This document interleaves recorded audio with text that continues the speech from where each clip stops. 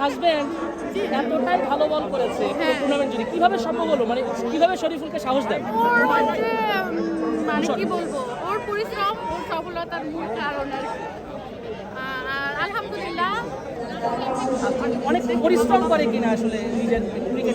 হ্যাঁ অনেক পরিশ্রম তো করে, ওর আর কি সর্বোচ্চ দিয়ে চেষ্টা করে ভালো করার।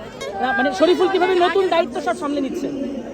অনেক ভালো, ও দায়িত্বশীল অ্যাজ এ হাজব্যান্ড হিসেবে, বাবা হিসেবে ও একদম মানে পারফেক্ট।